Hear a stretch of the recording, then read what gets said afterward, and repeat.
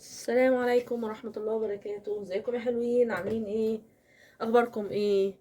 الساعة 5 5 و10 5 و5 وانا لسه ما عملتش اي حاجة في الدنيا، ولا فطار ولا حاجة. فتعالوا كده بقى نشوف هنعمل فطار سريع كده. تمام. يعني انا وانا نايمة كده هو قعدت افكر اعمل ايه واخلي ايه. فتعالوا نشوف كده فطارنا ده هيبقى حلو ولا لا. يلا بينا.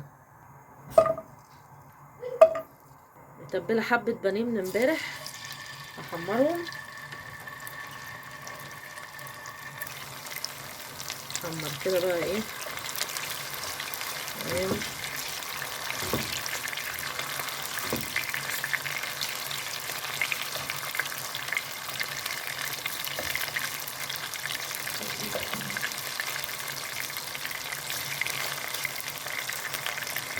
نبدأ بقى نشيل.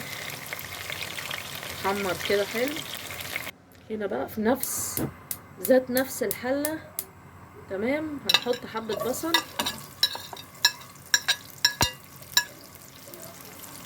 فصين توم مفرومين. اقلب بقى كده.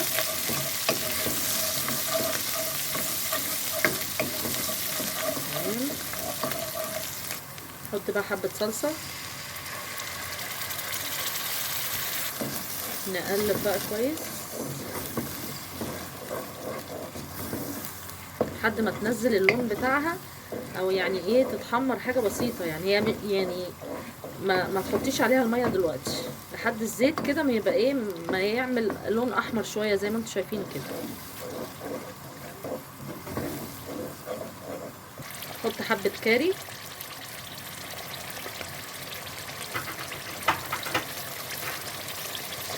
حبة شطة،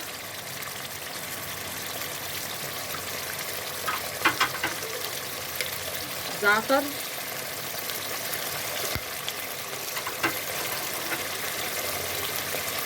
فلفل اسود،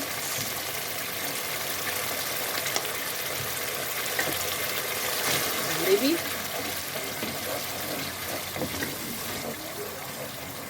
نحط المية بقى. بعد ما تغلي بقى الصلصة احط مكرونة. طبعا كلنا عرفنا هنعمل ايه. مبكبكة اللي هي يا دوبك تصبيها بالسلامة، هتبقى حلوة كده وجميلة. وانتوا شايفين سامعين التوتر اللي الواحد فيه. فالمهم يعني هتلاقيها حاجة حلوة قوي في الاخر. المبكبكة اهم حاجة ان انت تاكليها وهي نازلة من على النار. يعني اللي هي ايه تبقى فيها صلصة كده مصلصة كده حلوة. ما تبقاش يعني ما تبقاش وحشة. يعني ما تبقاش ما فيهاش صلصة. تمام. انا مش عارفة بقول ايه، يعني انتوا فاهميني. تبقى فيها صلصة كده. هحط بقى حبة الملح بتوعي. الساعة 5:30 دلوقتي ولا 6 الا. هسيبها بقى تغلي. قرنين فلفل كده بحيث يبقى ايه يغلوا معاها. ولازم تكون المية طبعا او الصلصة اكتر من المكرونة. وكل اللي هيبقى مطلوب من حضرتك تقلبي كل شوية كده عشان ايه ما تمسكش في الارض، يعني في قعر الحلة. تمام. بس وتقفليها بقى وتسيبيها هي ايه مع نفسها. هنا خلاص بقى. يلا بينا نلحق نفطر من الحلة على طول. اهي احلى مبكبكة. بصي تحسي ان الصلصة فيها جميلة وحلوة. اهي كل سنة وانتم طيبين. وهي المبكبكة اهي الجميلة اهي. تمام. وجنبها الفراخ بانيه اللي احنا عملناها. وكل سنة وانتم طيبين. اسرع فطار في مصر. اعملي الفطار ده واجري على طول. اجري اجري اجري كده اهوت. وتبقى حاجة جميلة وتبقى حاجة لذيذة قوي. كل سنة وانتم طيبين. يلا سلام عليكم.